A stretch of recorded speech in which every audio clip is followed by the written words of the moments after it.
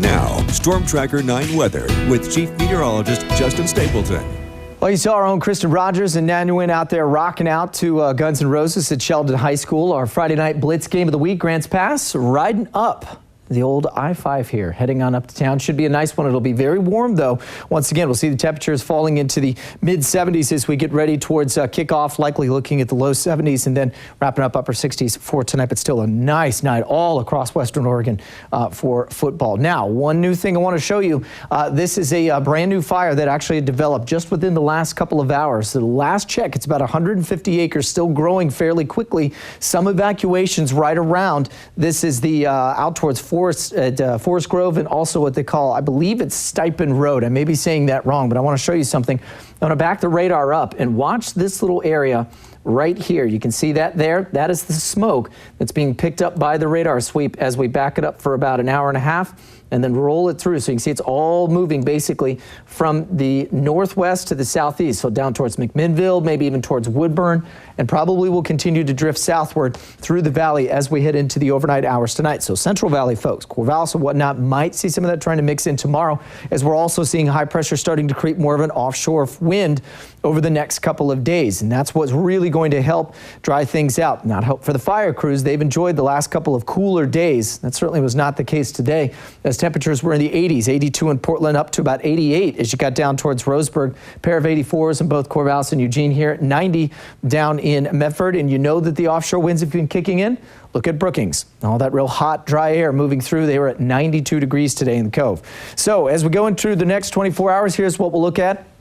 Marine layer holds offshore. I don't think we'll see any of that moving onshore, and certainly no cloud cover through the morning. So if you're going to be out to Reese or tomorrow tailgating for the game tomorrow night, it will be very warm. Temperatures tomorrow will be topping out into the upper 80s. So we'll go around 80 degrees by 7 o'clock here. We'll cool off into the upper 60s by about 10, 11, and then into the upper 50s, settling back down as we go overnight tonight, right to around 53 to 54 degrees, clear skies, a little bit of patchy fog out towards the beaches, and that's about all that we'll see. So upper level low continues to drift into Northern California. High pressure ridge will continue to keep us under one last summer sizzle, as the official kickoff of fall is Monday evening at 7:29. 74 degrees for a kickoff at Reese tomorrow, mostly clear, very mild forecast. And again, it's going to be very hot throughout the afternoon if you're out tailgating in the coast. Should see a very warm day tomorrow. Could be looking at temperatures topping in the upper 70s and maybe even mid 80s in some spots. Certainly as you get just off the beaches, it will likely be in the 80s, mid 90s for the Umpqua tomorrow. So sort of one last gasp of hot stuff before we cool down the Cascades. We're talking about mid to, we'll call upper 80s in some spots out to the foothills, upper 70s to low 80s on top of the peaks. Central Oregon, sunny and warmer with the temperatures in the low 80s and right around 90 degrees for us across the central and southern valley. And very, very toasty. For the 7-day forecast for the coast, start to see the clouds back, and then we've got a couple of different rainmakers coming in starting Tuesday night all the way through the end of next week. And the Umpqua go from the mid-90s, look at that, to the upper 60s for highs in about 6 to 7 days. Cascades will also do the same thing, 80s to 50s for highs, and might even see a little bit of thunderstorm activity starting Sunday afternoon, Monday and Tuesday.